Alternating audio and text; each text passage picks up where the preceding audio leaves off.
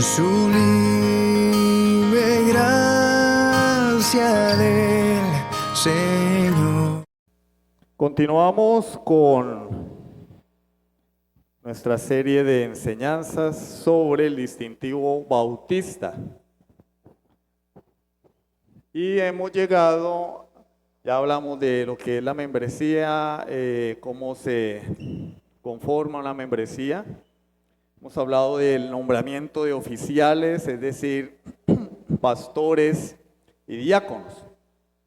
Y hemos establecido, ya ha quedado bien claro que pastor, obispo, presbítero y anciano son sinónimos.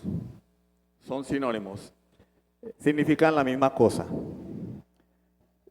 Diácono es una transliteración, una palabra que no fue traducida, ¿sí? Sino que la asimilamos así, y viene del griego diáconos. Y en español, ¿cómo se dice? Diácono, que significa servidor. O sea, que el diácono no es el amigo del pastor ni el que reemplaza al pastor, sino es un servidor de la iglesia. Por eso, si alguien anhela ser diácono, tiene que preguntárselo a sí mismo 2 veces y meditarlo mucho, porque no se es diácono para ser autoridad, se es diácono para servir. Y claro que los requisitos que nosotros vemos en 1 Timoteo, en Tito y en Hechos capítulo 6, no nos hablan de un cargo, de un título, nos hablan de un oficio, de una labor de servicio. Recordemos allí en Juan capítulo 13, cuando el Señor ilustra, o sea, nos lo muestra así en forma vívida, lo que Él nos narra en Marcos 10:45. Allí Él le dice a sus discípulos que los gobiernos de la tierra se enseñorean de las personas. Dice, pero entre vosotros no será así. ¿Cómo sería en la iglesia del Señor? Pues cuando el Señor está a punto de ser entregado, allá en el aposento alto donde participaron de la Pascua, el Señor toma Él ve que no hay quien sirva. Es decir, en una sociedad en la cual los judíos andaban en chancletas, en sandalias, pues no creo que anduvieran con manicure y pedicure y tal como sana, sino que tenían sus pies sucios, y era un servicio o una atención. Por ejemplo, hoy es darle agua a una persona. Nosotros le damos agua a una persona cuando llega a casa, ¿sí?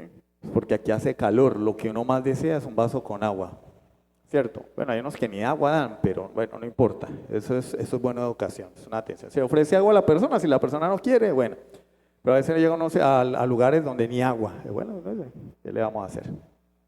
Pero es buena educación, es una atención. Y en aquel tiempo una buena atención era al visitante lavarle los pies, porque pues venía con sus pies sucios, qué rico, uno con los pies sucios, cansados, un bañito ahí. Pero lo hacía el siervo, y no había siervo, y ninguno de los discípulos le ocurrió la maravillosa idea de hacerlo. Y Jesús toma un tazón con agua, una toalla, se ciñe en la toalla y va y sirve a sus discípulos. Ojo que estamos hablando del Dios que creó todas las cosas, el Rey de Reyes y Señor de Señores, el dueño de nuestras vidas, aquel que sostiene el universo con el poder de su palabra, aquel que está sentado en el círculo alrededor de la tierra, aquel cuyo estrado de sus pies, dice, donde Él pone los pies, es el mundo, que mide las aguas con el hueco de su mano, que cuenta las estrellas y las nombra una por una.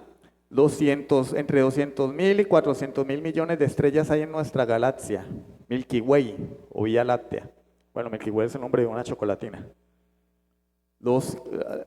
Piénsenlo ahí en la cabecita, ¿no?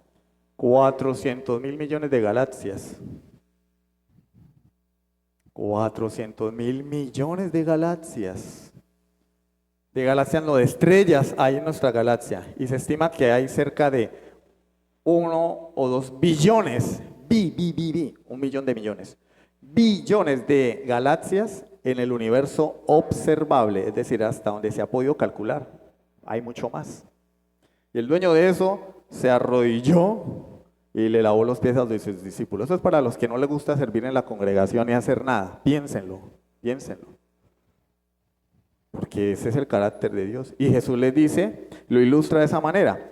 Pero en Marcos 10:45 les dice, entre vosotros no será así, sino que el que quiera ser mayor entre vosotros será vuestro siervo. A mí no me gusta servir. Tú eres más grande que Dios, aleluya. Vamos a postrarnos delante de ti. Traigan una taza con agua y le hacemos el manicure de una vez. Hay personas que no les gusta hacer nada, no les gusta servir en nada, ni para, o sea, para nada, nada. De eso vamos a hablar hoy. Por eso la introducción. El Señor del universo se arrodilló y le lavó los pies a sus discípulos. Hay esposos que ni un masaje le hacen a la mujer en los pies. Le da, uy, no. O mujeres que ni un masaje le dan en los pies al marido. 20, 30 años, ni un masaje. Jesús se arrodilló y le lavó el pie a pecadores merecedores de la ira de Dios y del infierno. Y lo hizo. Eso es servir. El Hijo del Hombre no vino a ser servido, sino a servir y dar su vida en rescate por muchos. Y en Juan 13 él dice, ejemplo os he dado. Él nos dio ejemplo para servir. Entonces, el diácono o los oficiales de la iglesia son los que sirven en la congregación. Así como los buenos presidentes. Buenos presidentes, yo tengo la anécdota de alguien, me voy a reservar su nombre por seguridad. Era guardaespaldas del presidente de Colombia. Y después de que llegó a ser guardaespaldas del presidente, jefe de seguridad, dijo, yo ese hombre lo admiro. Ese hombre no duerme trabajando, no duerme,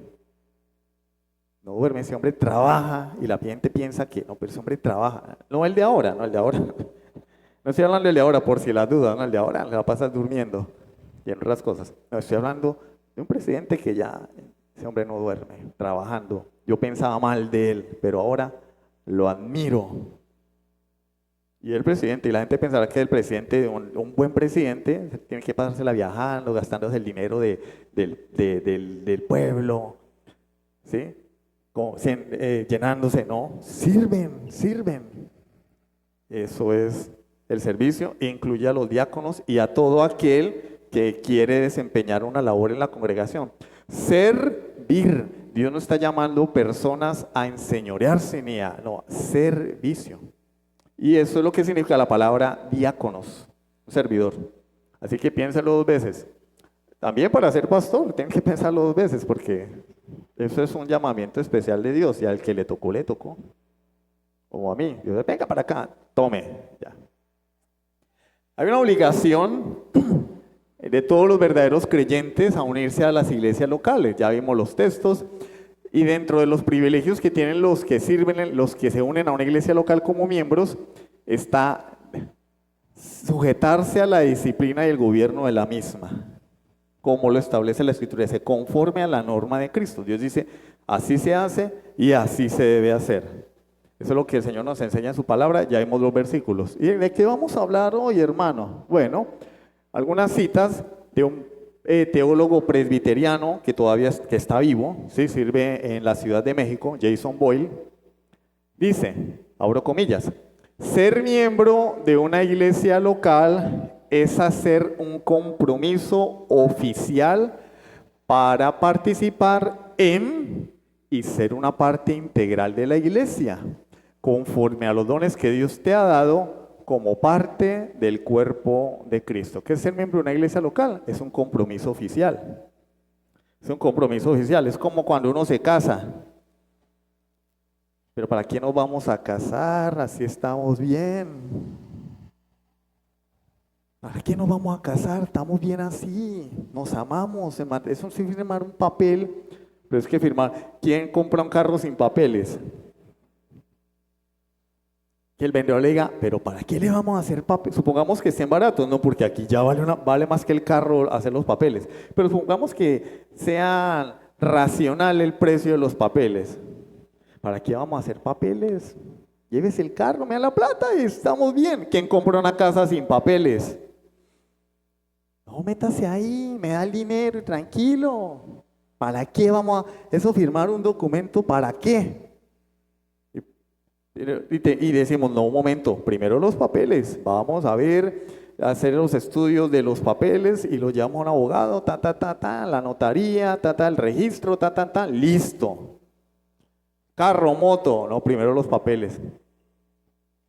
No tiene papel a nombre suyo, al menos la tarjeta de propiedad, ¿sí? En Colombia le llama certificado de circulación o tarjeta de propiedad. Muestre a ver. Vamos a consultar a ver si está solicitada, vamos a meter los datos ahí, si está registrada en el RUNT, a ver cómo está, ¿sí? Seguro, certificado, vamos a ver cómo está.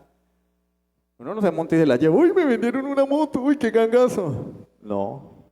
¿Y por qué en el matrimonio no aplicamos la misma lógica? Vamos a vivir. Y en la iglesia, igual. Yo quiero servir en la iglesia. Bueno, hazte miembro. No, pero ¿para qué nos vamos a complicar la vida si estamos bien? Déjame, yo lo pienso bien bastante. No, más adelante, más adelante. ¿Vas a hacer el curso premembresía? No, pero ¿para qué? Ahí estamos bien. Más adelante. Es que... No. Compromiso oficial para participar en y ser parte integral de la iglesia conforme a los dones que Dios te ha dado como parte del cuerpo de Cristo.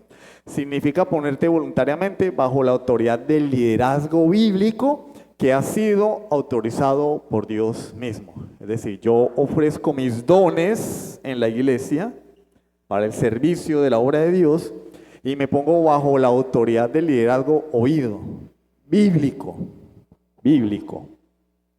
que ha sido autorizado por Dios mismo. El liderazgo de la iglesia lo ha establecido Dios. Y si hacen las cosas de forma bíblica, el deber de la iglesia es someterse. Ay, porque el pastor Boris es tan bueno, es perfecto, él no comete errores. No, el pastor Boris, ustedes no se imaginan los defectos que yo puedo tener. Soy más malo que el diablo. No, mentira. Pero tiene muchos defectos. Pero ese liderazgo ha sido comisionado por Dios mismo. Imagínense en el ejército. De hecho, pues aunque la iglesia no es el ejército, Pablo utiliza una metáfora del ejército, hablando del que milita en el ejército, para no enredarse en los negocios de esta vida. Y imagínense que en el ejército está el superior, el capitán. Y el capitán da una orden. Y el cabo dice, ay no, yo no voy a ir, vaya usted, venga, pero no, yo lo conozco a usted desde que era chiquito. ¿Y qué? Es el capitán. Eso le da autoridad o le da confianza para no sujetarse a una orden que, bajo la autoridad que le ha sido delegada, que es una orden que compete al contexto del ejército. Mire, cabo,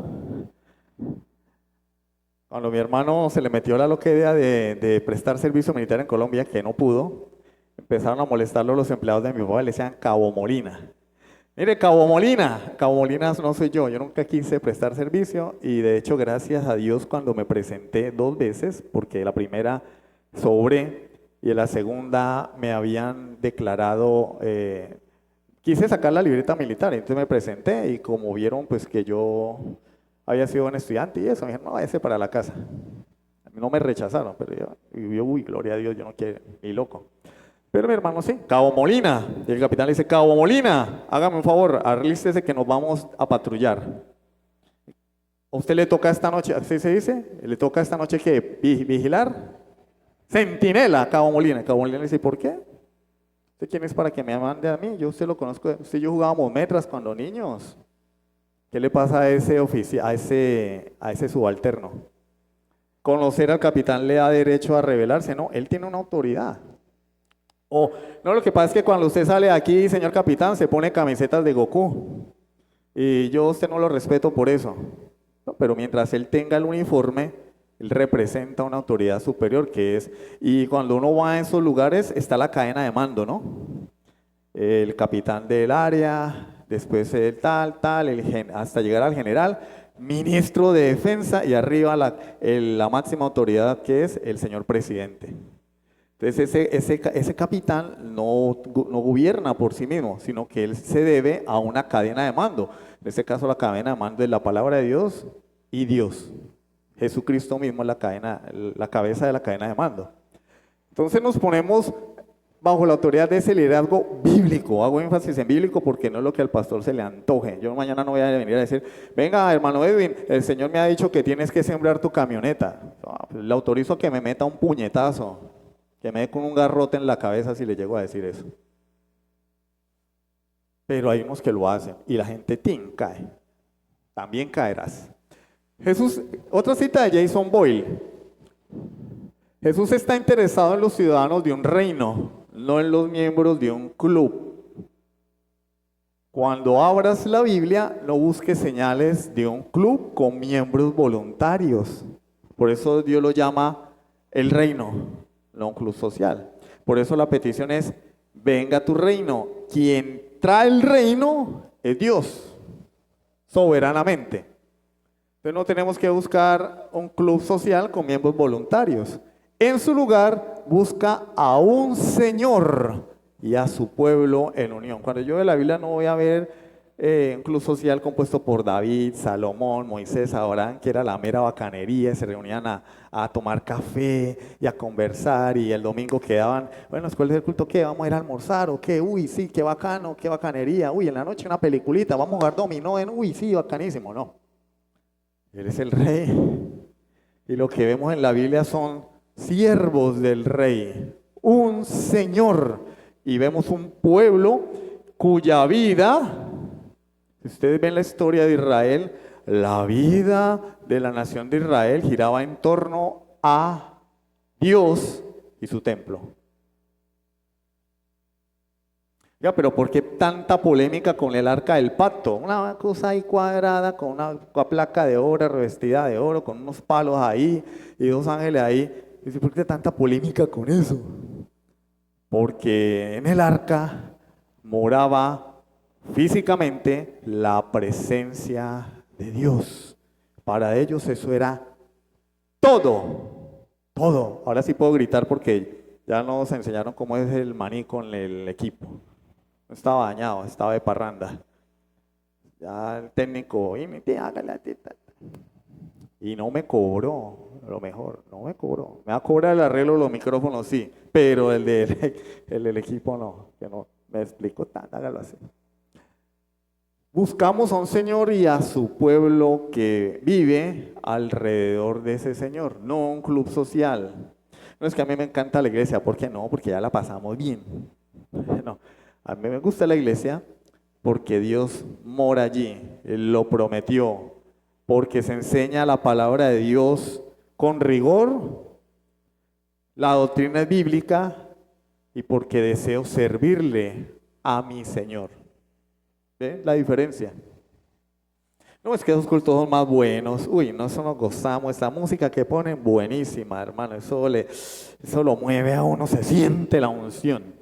No, yo no voy a la iglesia a sentir unción, yo voy a la iglesia porque entiendo que tengo un Dios, un Señor, al cual debo conocer a través de la enseñanza y al cual debo servir porque Él es el Rey. Él es el Rey. ¿Sí? Aquellos que no le sirven a Dios son rebeldes del Rey, son rebeldes.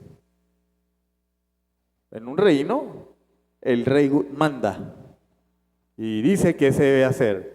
Y aquel que no obedece, si el rey quería, durante las diferentes monarquías, lo ejecutaban. Mire, ejecúteme a ese. ¿Por qué? Porque el rey mandó. La vida de las personas está en manos del rey. Nuestra vida está en manos del rey, aun la vida de los incrédulos. Si no es así, ¿por qué la gente se muere? Fácil. Se muere el incrédulo, se muere el creyente. La vida de ambos está en manos de Dios. El incrédulo no escoge el día que va a morir. No, es que como yo no creo en Dios ni soy parte de su reino, Él a mí no me gobierna. Yo me muero cuando yo quiera. No, papito, te mueres cuando Dios lo dispone. Y el creyente también, así declare y decrete y zapatee. Se muere cuando Dios lo dispone. Él es el rey. Nuestra vida está en sus manos. Entonces, ¿qué debemos hacer nosotros? Servirle al rey. Vivir para el rey. John Piper, este es más conocido, ¿no? John Piper. En el Nuevo Testamento, ser excluido de una iglesia local se igualó a ser excluido de Cristo. La excomunión de la iglesia local en la iglesia primigenia o iglesia primitiva era lo mismo que decir, tú no eres parte de los redimidos. ¡Ah! Terrible, ¿cierto? O sea, no ser reconocido por la iglesia como un creyente era como decirle a alguien, tú no eres cristiano, tú no has nacido de nuevo. O sea, es grave, es grave no querer ser miembro de una iglesia local. Hay muchas personas subestiman esto y le tienen poco valor. No, pero ser miembro, ¿para qué? Para ir a las reuniones y terminar el culto y estar trapeando y barriendo, son como bobos. No, vos no. Es que entendemos que tenemos un Señor y debemos servirle. Es muy diferente, no somos vos, tenemos un poco más de entendimiento a la luz de la Escritura. Hay un rey, a ese rey se le sirve. Yo no lavo yo los baños de mi casa, ahora voy a lavar el de allá. No barro yo y trapeo. Yo en mi casa no hago aseo, para eso tengo mis hijos, para eso tengo mi marido, para eso tengo mi mujer. Sí, pero es que tu casa no es el cuerpo de Cristo. La iglesia sí, la iglesia local. Allí debes servir. Allí debes bajarte de tu pedestal, coger la escoba y hágale, papito. Coger el trapero y hágale, papito. Coger el de limpiar el baño, la poceta, hágale. Porque a Cristo el Señor servís. ¿Es un servicio? Es un servicio. Y ningún trabajo en la obra de Dios es en vano. Es que yo en mi casa no hago eso. Eso está en tu casa. Esta no es tu casa, es la casa de Dios.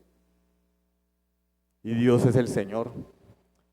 A no ser que tú no seas miembro del cuerpo. En ese caso se entiende por lógica que al no ser miembro del cuerpo no sirvas. En caso de que tú no seas miembro del cuerpo ni te interese, quiere decir que tú no eres parte del cuerpo. O si eres miembro y no lo haces, peor. O sea, eso ya es peor. Eres miembro de una iglesia local y no sirves. Es como si no eres creyente. O sea, pero eso lo dice John Piper. Nosotros no seguimos enseñanzas de hombres. Ya, apague, vámonos, hermano, porque nosotros nos seguimos. Echemos al basurero 2000 años de desarrollo de la iglesia. Tiremos a la basura a los padres de la iglesia, tiremos a la basura a los padres de la reforma, a los puritanos, a los bautistas tempranos. Echemos a la basura porque nosotros no creemos en doctrinas de hombres. Y otros más avispados, ¿no? Es que Pablo escribió eso, pero para otra gente. Ah, sí, pero cuando dice, cree en el Señor Jesucristo y serás salvo tú y tu casa, ahí sí, venga para acá. ¿Y eso quién lo dijo? Pues Pablo. Es que la Biblia fue escrita por hombres. Pero lo que me conviene, lo que no me conviene, entonces no me conviene. Yo creo que si la NASA viniera, nos llevarían a todos. La NASA viniera, no, es que es demasiada inteligencia. Vamos a llevarnos a todos porque quedarían así, wow. De la inteligencia y la sagacidad de muchos creyentes, no digo de todos, pero sí de muchos. Mire lo que significa añadidos a la iglesia, siguiendo con esta misma línea de pensamiento. Añadidos a la iglesia, Hechos 2:41, me gustaría leerlo corrido, ¿sí? Pero el énfasis está en estos dos versículos. Porque nosotros haciendo una lectura superficial, obviamente no vamos a poder extraer toda todos los nutrientes que tiene este texto.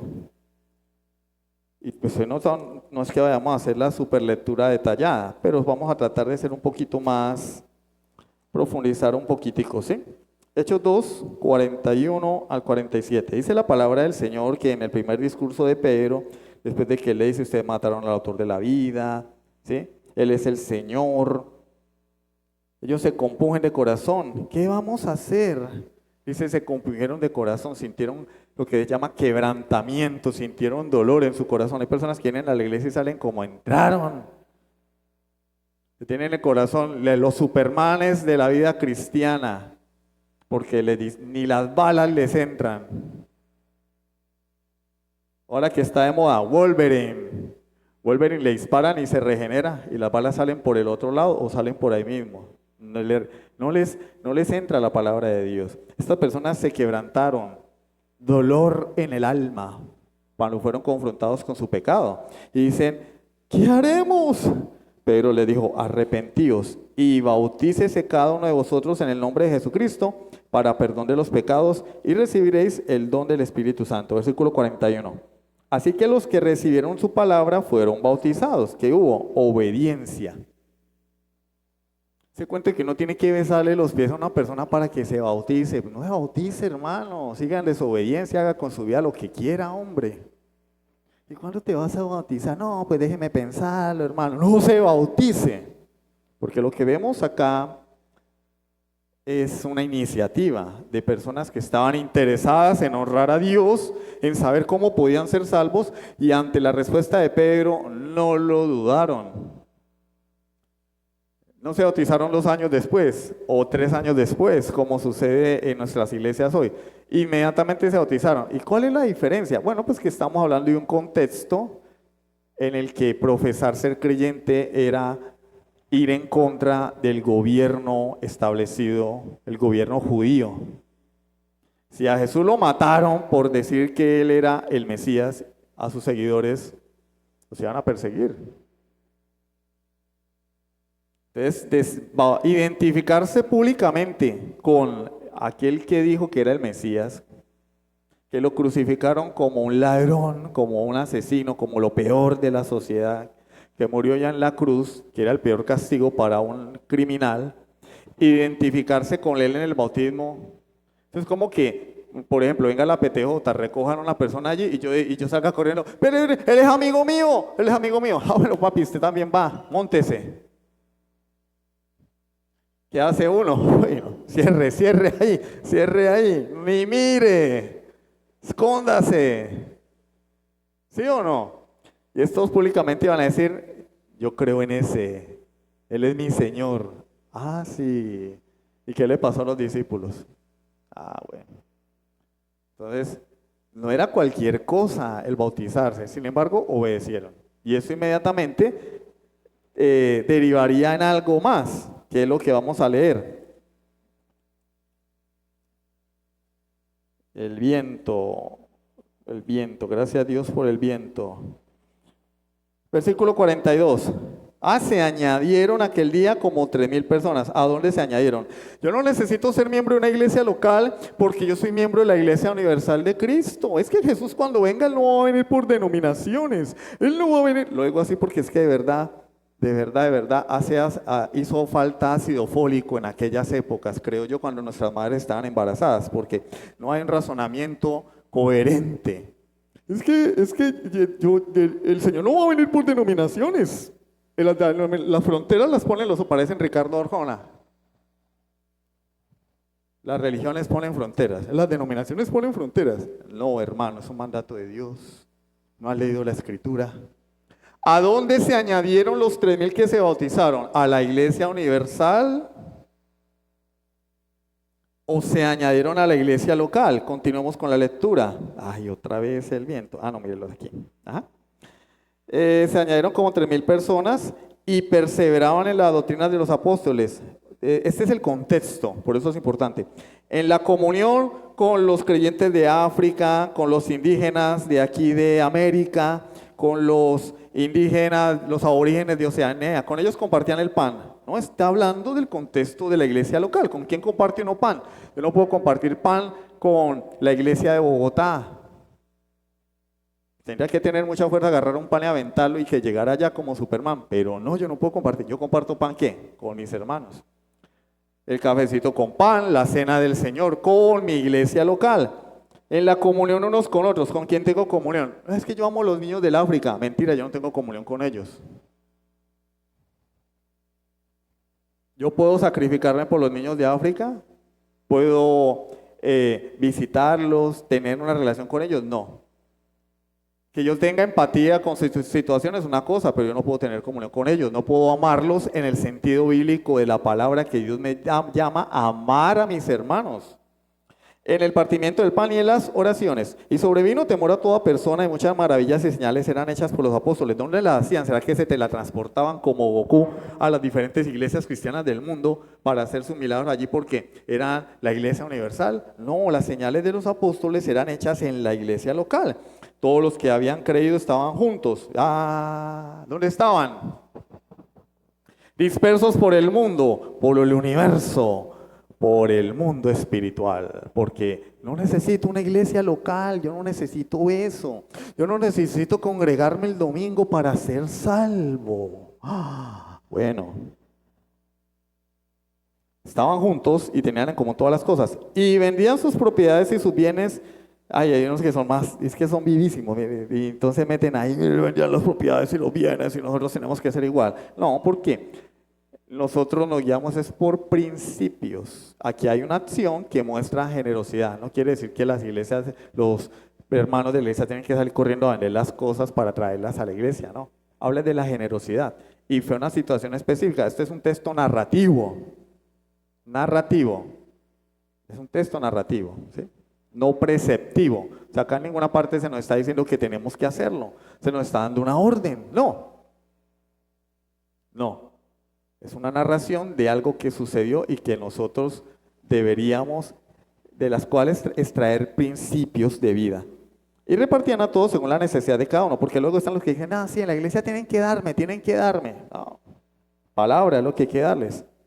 Perseverando unánimes cada día en el templo y partiendo el pan en las casas. Comían juntos con alegría y sencillez de corazón. ¿Dónde perseveraban ellos?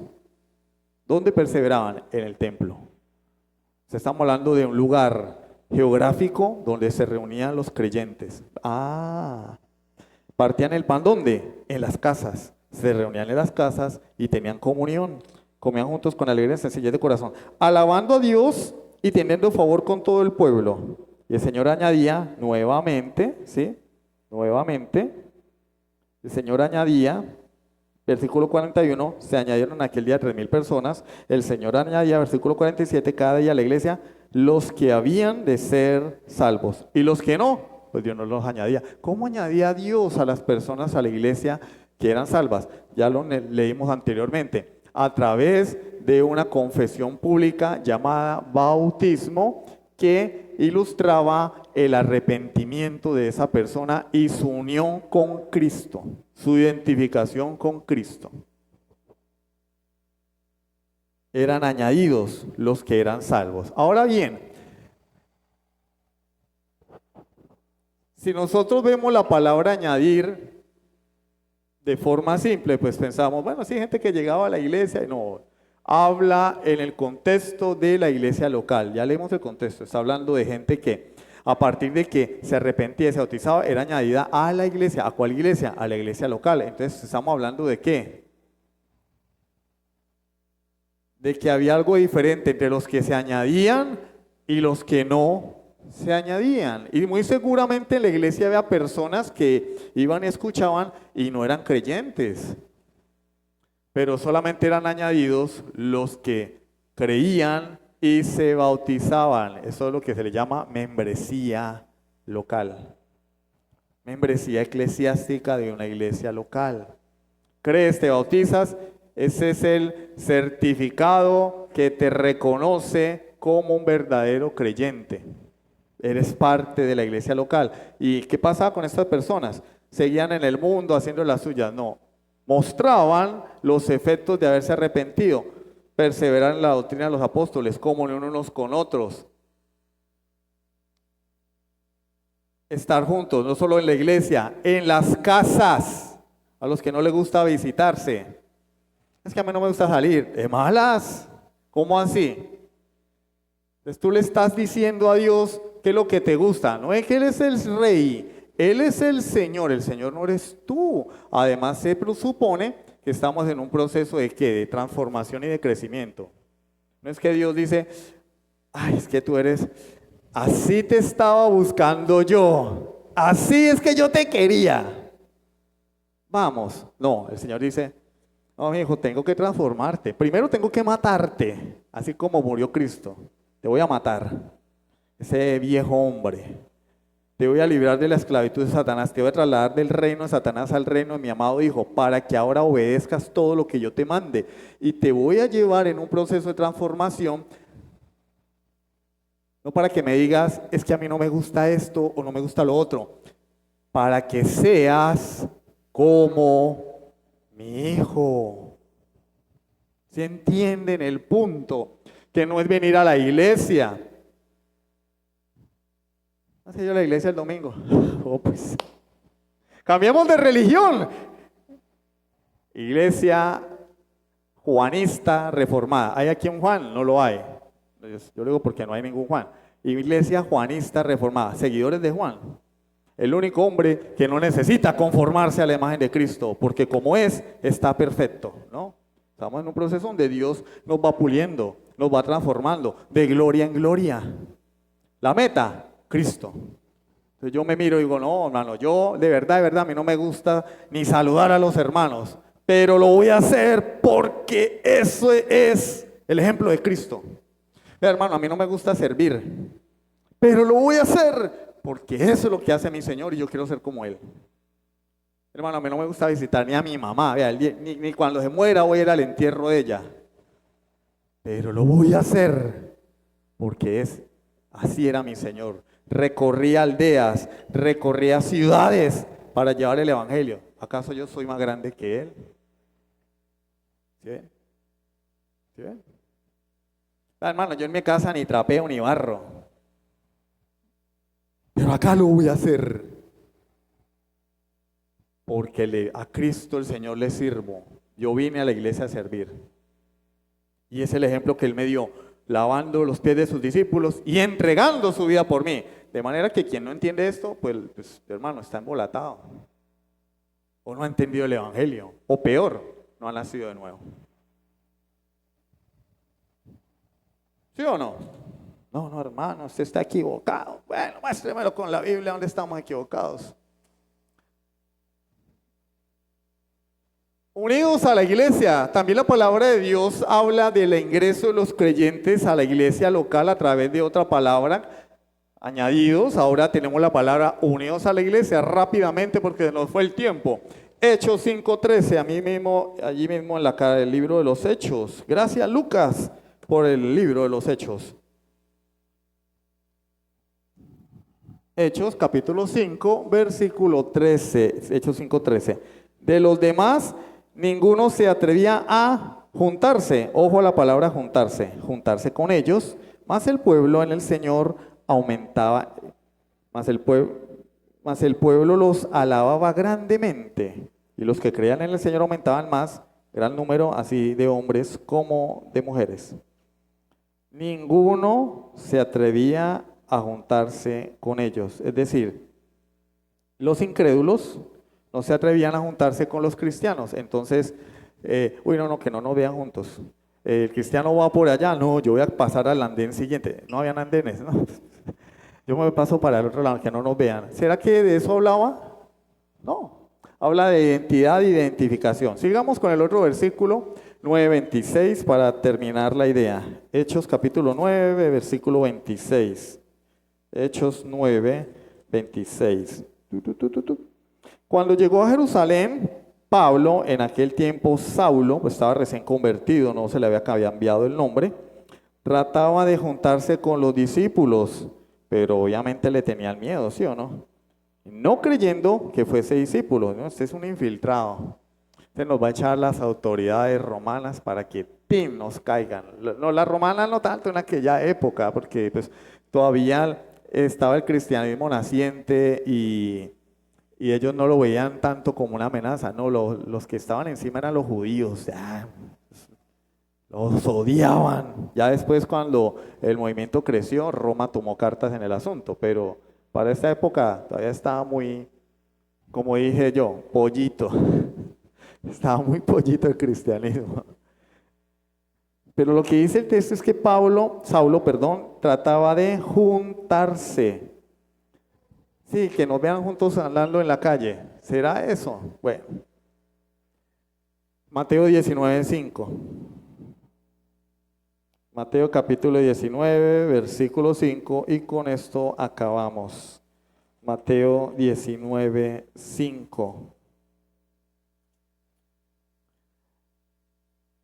Y dijo Jesús: por esto el hombre dejará padre y madre y se unirá a su mujer y los dos serán una sola carne. Y aquí Jesús, hermano, que tiene que ver eso el matrimonio con que los discípulos, los incrédulos no querían juntarse con los discípulos y después que Pablo quería juntarse con los discípulos a pesar del miedo que ellos tenían hacia él. ¿Qué tiene que ver eso de del matrimonio? Bueno, porque la palabra que se utiliza allí en Mateo 19:5 es la unión entre un hombre y una mujer, ¿sí o no? El pacto matrimonial, se unirá a su mujer y serán una sola carne. Pero es la misma palabra que se utiliza en Hechos 5:13, en Hechos 9:26, que se tradujo por juntarse. Es cuando la Biblia habla que algunas personas no querían juntarse con los creyentes, está hablando de que no querían entrar en pacto con los creyentes, no querían compromiso con los creyentes, no querían tener comunión con los creyentes, no querían unirse de forma íntima con los creyentes.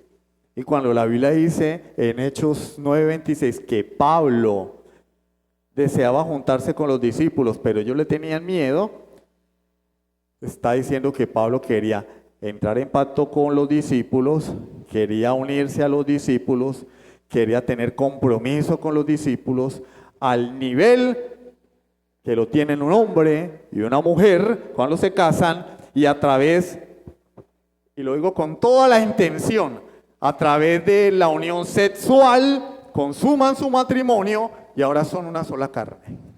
Porque es que hay algunos puritanos por ahí, puritanos no, no le va a faltar respeto a los puritanos, buenistas, que dicen que si se habla de esas cosas es pecado porque todavía traen en la cabecita el daño del catolicismo romano. Y los que ya vimos el tema del matrimonio en los cultos de los miércoles, y cuando vimos acá el tema del adulterio, quedó claro a través de la Escritura que Dios estableció la unión sexual entre un hombre y una mujer para consumar el matrimonio y como la cima de la intimidad, la unión íntima entre dos personas. Si fuera malo, Dios no lo hubiera dejado. Además, ¿cómo hubiéramos venido al mundo? ¿Sí? Imagínense, como las estrellas de mar. Le mochan un pedazo y sale una estrella. Reproducción asexual, estudienlo, biología. Hay seres que se les cae un pedazo y sale otro, pero nosotros no somos así. Nosotros tenemos que seguir el mandato dado por Dios en Génesis: fructificad y multiplicaos. ¿A través de qué? De la unión marital. Pero esa unión marital nos enseña, nos ejemplifica cómo los creyentes tienen que unirse entre sí a través de un pacto de membresía. ¿Por qué? Porque utiliza exactamente la misma palabra. Entonces, el Nuevo Testamento a través de Lucas utiliza estas dos palabras: añadidos a la iglesia y unidos en la iglesia. La semana entrante vamos a hablar del aventón espiritual. Se los dejo ahí, no le tomen foto. Lo voy a dejar con la curiosidad. El aventón es el computador que se compró, ese no es el mío. Lo traje por si las moscas, pero ese es el que se compró. Es exactamente igual al mío. El aventón espiritual lo vamos a ver dentro de 8 días. Vamos a orar para finalizar esta clase y los hermanos encargados de servirle al Señor. ministrando a sus hermanos el cafecito y el pan, se pueden ir preparando. Sublime gracia del Señor.